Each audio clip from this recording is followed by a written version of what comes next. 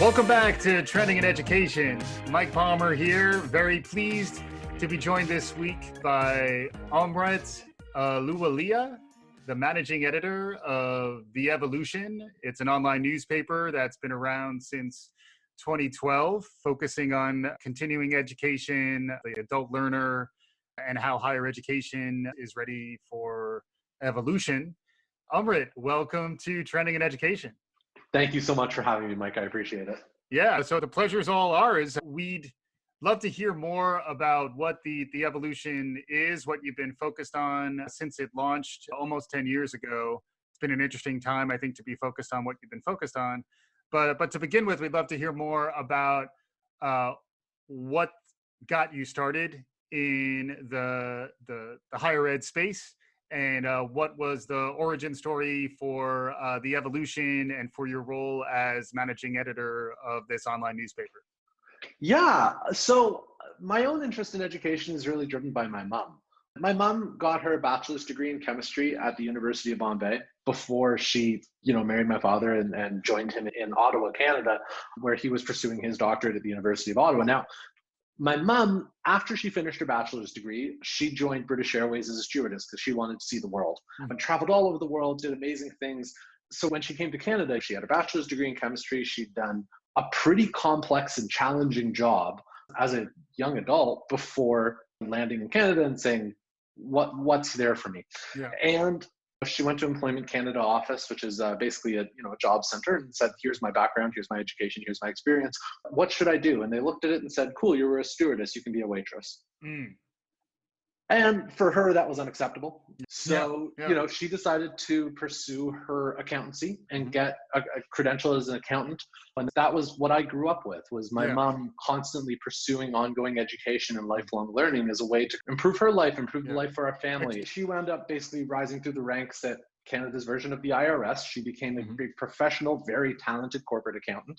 And as she started to reach the end of her career in the public sector, she decided, I've always had a passion for photography. So she enrolled at the local community college and started pursuing credentials to become a certified wedding photographer. Awesome. And yeah, when I think about the adult learner and when I think about someone who's really constantly engaged in lifelong learning as a way to transform their lives and as a way to support their family, I think about my mom. Yeah. So in terms of my own entry into the higher education space, it's all about her. It's about trying to make people who are trying to do what she did, trying to make life a little easier on them.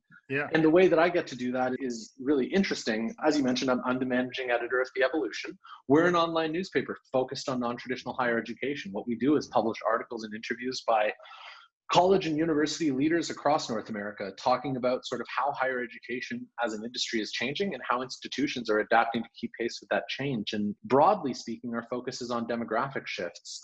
We were founded by a company called Destiny Solutions. Basically, the CEO of the company at the time felt that you had some really interesting ideas coming out of the continuing ed space, or CE space. Yeah. He saw all these folks having really interesting conversations about what higher ed was and what it could be, but they were really contained to that one band of individuals who ran continuing ed departments. We launched EvoLLution as a way to create more visibility on those ideas.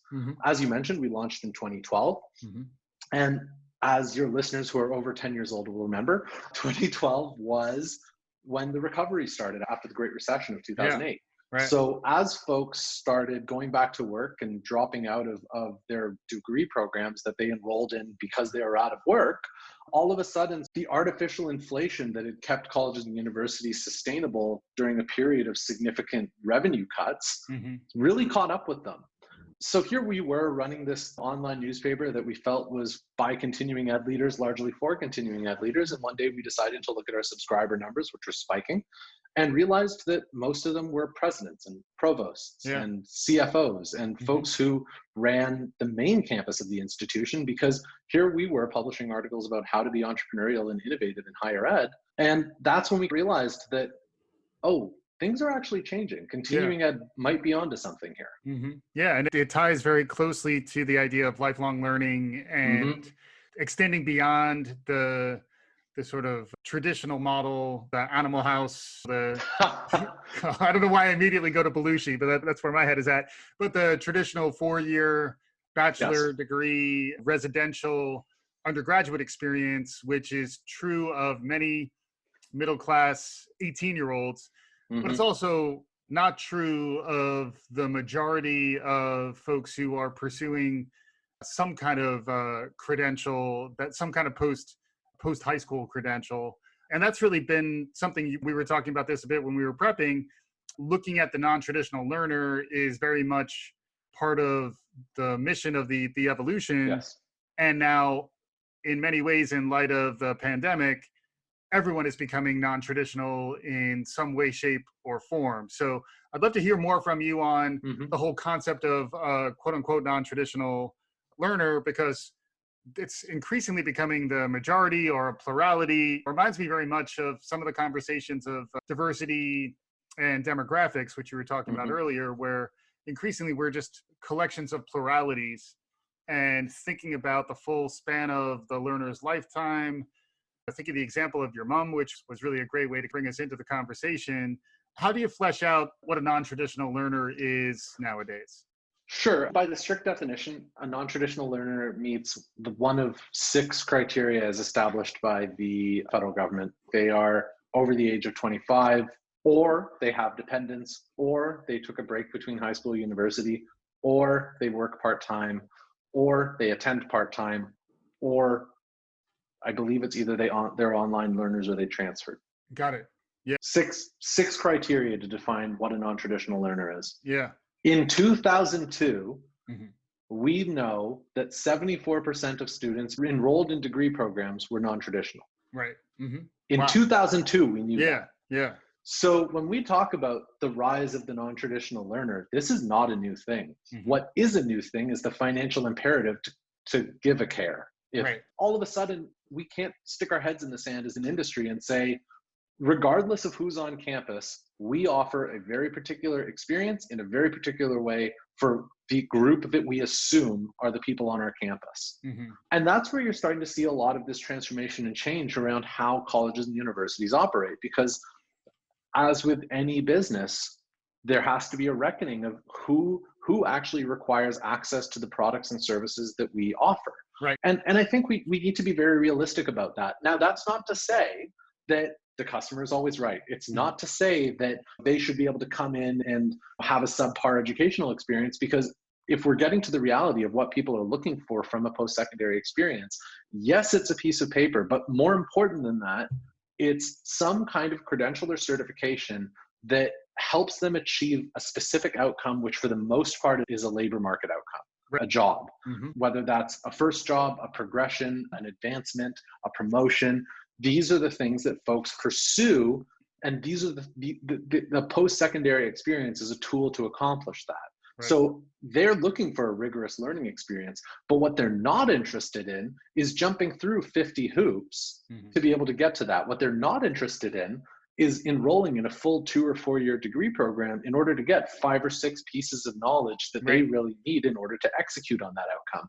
So when we think about how is higher education evolving, what happens when we consider the student as a customer, it's how do we start to look at the array of expertise and the array of courses and knowledge that we, the institution, are able to share and create more access points to those pieces of information? How do we create more opportunities for just-in-time learning? How do we create credentials that are more representative of the outcomes that individuals want to achieve? And if we get really real about that, right, then we're starting to go down the path of student centricity. Then we're starting to recognize that if individuals behave like customers, we need to treat them with respect and empathy. We need to understand what they're looking for in a post-secondary experience. We need to understand that a 45-year-old who's juggling school, work, kids, potentially parents, doesn't really have time for the hoopla that can often come with enrolling in a course or a program. They need flexibility. They need clarity in terms of what a particular course or program requires from them. We need to treat them with respect and empathy. And that really changes how every aspect of the institution operates. But it comes back to who is the student and what are they looking for? Yeah, it's really interesting. It reminds me of, I was catching some of the ASU GSV conference, which is the big ed tech conference, has been going on the last few weeks. We're recording this in early October. And one of the lectures, I think it was Scott Galloway, was talking about higher ed focuses on 17 million undergrads each year, traditionally, roughly 17 million, who are that sort of idealized version of the undergraduate experience, rather than focusing on the 180 million workers who are out there and who are in need of upskilling. But I think it's similar to what you're describing. It's also, even if the unit economics come down, like you get less per head because they're doing micro credentialing, or it's a smaller engagement, or they get it through their employer, the learning opportunities in aggregate and the size of the addressable market, if you go from 17 million undergrads to 180 workers, higher ed is barely making a dent in terms of upskilling and educating the entire labor workforce in the US, not to mention the global labor workforce. I think it's those orders of magnitude that frequently folks forget about. And it does also remind me of the work of Todd Rose. He wrote a book called The End of Average, which basically says when you start thinking about large populations as their average or as their sort of idealized exemplar, you wind up fitting little or no one, because in reality, no one is going to check all the traditional boxes in your 6 criteria. It's a very small segment. They are out there. They will be served because they're generally going to be paying a premium, and they come from a background that gives them a path through these elite universities and this idealized experience. But it's more important really to focus on everyone else. And there's also more of a business opportunity to focus on the everyone else. So I actually want to take us one step back, because this tends to happen when we talk about non-traditional higher ed, right? Is we start really thinking about the scale of it. We really start thinking about the numbers of it. And then we start to run, right? We really start to say, I was getting fired up, Amrit. Look at all the people. Look at the size of the market. Look at the opportunity. Look at the revenue. No. Oh. Because we are all products. Now, all of us having these conversations are all products of a traditional education experience. Let's not throw the baby out with the bathwater. Now, what I am saying is there are 7,000 accredited colleges and universities in the United States. All 7,000 should not be focused exclusively on traditional learners, which is broadly speaking where we're at right now.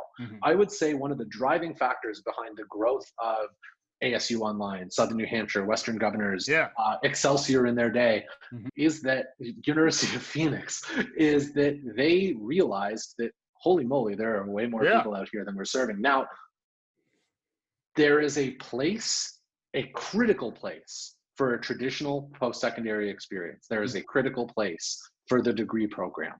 And I am not suggesting we get rid of it. But what I am saying is that imagine how much more we could do if we were more realistic about creating genuine access. For sure. And I think that's the opportunity. It's not to say, let's unbundle everything and the opportunity exists for those who want it. It's about saying, yes, and. Right? And that's what really excites me about the higher education space as it is today, and in terms of where I think it's going, is that we have an opportunity to start creating very conscious and proactive lifelong learning environments.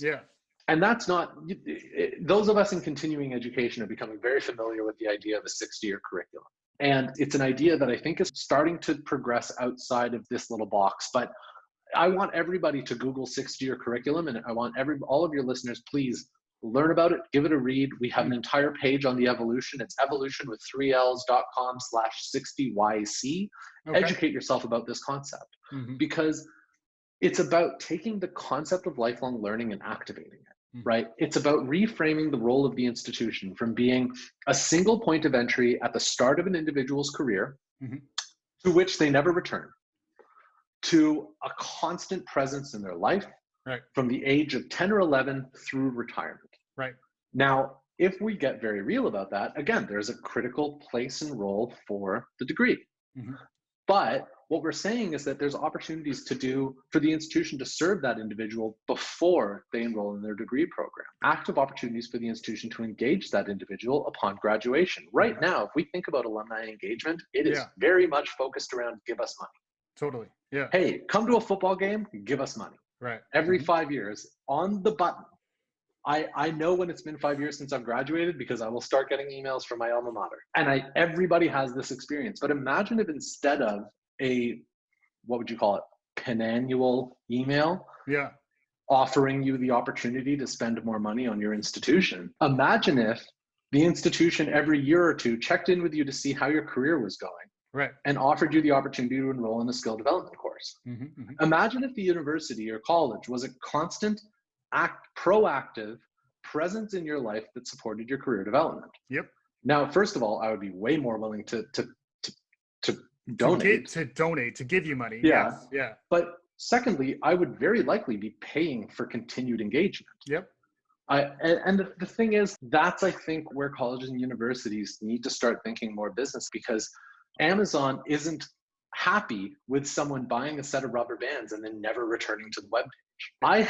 I get emails from places that I've bought shoes from, Sure. places that I've bought any kitchen items, any number of things. Right. Why are we as institutions not comfortable with the idea that people are lifelong learners, and we, the institution, are providers of learning products? Yeah, no, I'm with you. And just my point, I think, as I was getting excited to start running into this, is that for some higher ed institutions, they have the benefit of these large endowments and the resilience of a brand and an elite status. That's a very small slice of higher education. The challenge is more as you move down below the top quartile, below the top half, and you start getting into the bottom half of higher education institutions. I spent a lot of time talking about small private liberal arts colleges lately. If they aren't flexible in their thinking, they don't really have the privilege of continuing to support that idealized undergraduate experience, because those students are disappearing very quickly, either because they can't afford it, they're questioning the return on that spend for that particular degree. So I think there is a level of existential threat that we haven't really seen before for folks who aren't forward thinking. And then this does feel like an obvious evolution. I'm going to keep saying it with three L's. It's an obvious evolution of the thinking, I think, to extend beyond your traditional overfitting to this small segment, to then say, who else is out there? How else might we engage them? And then I imagine online learning is a huge part of what you're tracking as well. Can you talk a little more about how online learning? Sure. Yeah. So online learning is really interesting. Online learning is an opportunity to make flexibility a reality for most students. Now, I want to be very clear about the difference between online learning and what has been in the news for the last 6 months. Now, what happened in March was an immediate, somewhat panicked response to an unprecedented event. Yeah, we call it emergency remote teaching a lot here. Emergency remote teaching. That's exactly the term. It's remote learning. It's not online learning. Makes the most of the available technologies to maximize engagement between learners and faculty and between learners and other learners. Yeah. That is good online learning. Yeah. Now, what we did was remote education. Take this lecture, slap it onto Zoom. We need to bridge this gap. Yeah. So good online learning has been increasingly in demand for, I want to say, 10 to 15, maybe 20 years. Yeah. And what's interesting about the pandemic is that we're seeing all these things happen. And I think a lot of folks in the traditional education space were really looking at this and saying, oh my God, can you believe all these things that are happening? And I think anyone in the continuing ed space would say, yeah, because these are all the things that we've been working towards for 20 years. Right. We, the institution in this environment, need to be able to deliver course offerings and services in a way that's flexible and meets the needs of learners where they are at a point in time. Yeah. This is a long-term trend. It was simply accelerated in the last few months. Right. Now, how we reacted to that was, first of all, incredible. And huge kudos to every single person in the post-secondary space, because I think if you asked anyone on any campus, how long would it take for us to move 100% of our courses online? Yeah. Decades. Guess what? We did it in 2 weeks. Right. You know, and imagine what higher ed could do with that kind of power. Right? Imagine what's possible. But we're not. That's another conversation for another day. Well, yeah, and but just to build on that though too, like if with thoughtful design and with 6 to 18 month production cycle to actually get something genuinely transformative in market. But the other thing, as you were talking about all this, that definitely comes to mind, I've seen other people write about this as well, is in software development, there's the concept of Agile versus waterfall, where waterfall is you design you have really voluminous specifications, you detail everything, and it's typically a very long-term build cycle. Agile, when you go much smaller and iterative, and you're always measuring, am I delivering the value to my customer in the way that I envisioned, or am I learning something new, in which there are smaller pivots? It almost seems like continuing ed has been, by virtue of who you're serving and how you're serving them, has been more agile by nature. And now like a lot of that agility is being forced on the more traditional higher ed. So continuing ed has historically been cost recovery, right? At most institutions, the continuing ed division is cost recovery at best. So they haven't had the benefit of sort of the institutional subsidy to allow them to do whatever they want. Right. Their role is to, at minimum, break even. So there has not been the luxury of being faculty centric, we'll call it, around what's being offered and how and to whom. Right. Continuing ed divisions have always had to be market responsive and flexible to the demands and needs of the market. They've also had to be very realistic about who their market could be. And part and parcel of this is, if you think about the secondary role of a continuing ed division, it's outreach and engagement. So there's a socioeconomic development mission. That you have to be able to provide affordable, outcomes-oriented offerings to folks who need them in basically any opportunity. There's a concept, it was shared with me at least by a fellow who retired from Oregon State University named Dave King, who came up with this idea of spectrum of access, which again, go to EvoLLution.com, search spectrum of access. It's the idea of what are the entry points that people are trying to engage with the institution at? And how are we, the institution, geared to serve them at those entry points? So basically, it's as you go further along the spectrum, the course offerings become more rigorous and time demanding and expensive. And as you go towards the front of the spectrum, they're more open access. You're talking about community workshops and things like that. Then you have your modules, your single credit courses, your continuing ed in the middle. And then on the other end, you have degree programs. And most of the knowledge and expertise of the institution is gated into these extremely expensive, extremely pathway oriented, I guess you could call them, degree programs. And what Dave was saying is, imagine if you unbundled that to create points of entry that were responsive to the learners in your potential demographic, to allow them to engage with the institution in a way that made sense for them, for the outcome they were trying to achieve, and then stacked into something that was more significant or more robust over time.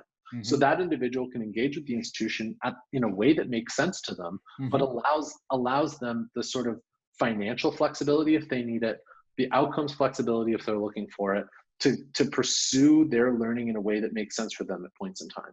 Yeah, that's fascinating too, because it does embed the higher education institution more in the community as well, which is something that you hear more about in K-12, how it's really more community-based education. But I imagine if you think about continuing ed at the higher ed level, it is more engaging the community. There's more seniors there. There's more traditionally underserved adults beyond, who are over 25, who otherwise wouldn't have access to education, who you're providing access to. Really interesting stuff, Amrit. And and folks, I think you've let them know where to go. So I think folks understand the EvoLLution, and it's how frequently does it come out? So we publish a new article every business day. At least one new article every business day. Again, we don't have a writing staff at the EvoLLution. Everything that's contributed to us comes from leaders, higher education leaders, employers, government officials, analysts from across the post-secondary space. Interesting. Yeah, so definitely worth checking that out. Before we wrap up here, I always love to ask my guests, what other trends are you noticing? What other things are exciting your imagination these days? It's a crazy time where we're all drinking from the fire hose, but do you have anything that's capturing your imagination these days? Anything you think we should be on the lookout for? Yes, and I'm sorry, it's not goofy, it's higher ed related. That's fine. But I want folks to take a serious look at the idea of stackability and how it relates to the program set or to the portfolio of offerings at their institution. So stackability is the concept of basically how credentials can build upon each other to create more robust credentials over time. And everyone understands the idea of stackability, but what I want to raise a flag about is credentialing definitions, right? Because I think a lot of people right now in our space are panicking. And we're spinning out non-credit certificates left and right as a way to basically generate short-term revenue, because right now is really scary. Yep. The problem here is that non-credit credentials aren't accredited, which gives you more flexibility to spin them out and offer them at points in time that make sense. But if they're not done with clear definitions around what the credentials mean, over time, non-credit credentials start to lose value, right? Because what you're doing is flooding the market with something that generated revenue in the short term, but didn't provide the long-term outcome or impact for that individual, and thus cheapens the concept. Yeah. Every institution, every single provost needs to have a serious conversation with their continuing ed leader about what different kinds of non-credit credentials mean.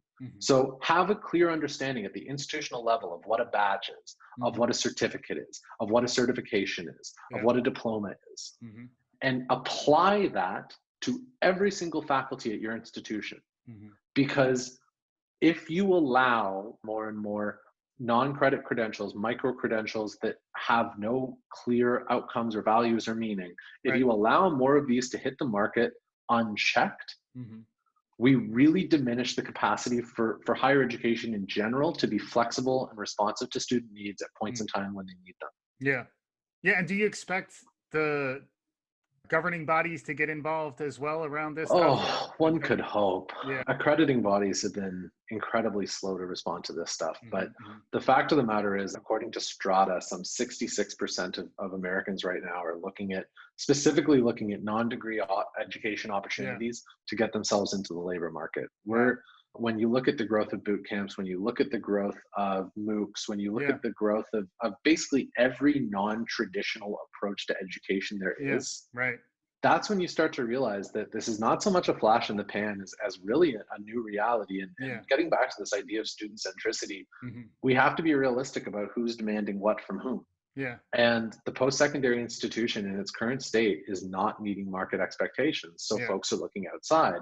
But responding to that by offering increasing numbers of highly confusing and not necessarily rigorous programs is not the way to respond to it. If anything, it puts us as an industry in a worse position to actually reply to it in the future. What we need to do is be very realistic, not just about the kinds of credentials we're offering, but what they mean and how they might fit into broader pathways for folks to stack in future. Yeah, that's really interesting. And we'll conclude with that, but I'll also add a couple of pop culture references. It made me think of badges. We don't need no stinking badges. And it did make me think of the old newspaper line, I wouldn't wrap my fish in that particular newspaper, so I wouldn't wrap my fish in that low quality certificate. So I couldn't help but gravitate to some pop culture just to make it entertaining. Amrit Ahluwalia, thank you for joining us, the managing editor of the EvoLLution. Thanks for your time. Very much appreciate it. And for our listeners, thanks as always for listening. This is Trending in Education. If you like what you're hearing, tell a friend, write a review, share us, love us. We'll be back again soon. Thanks as always for listening.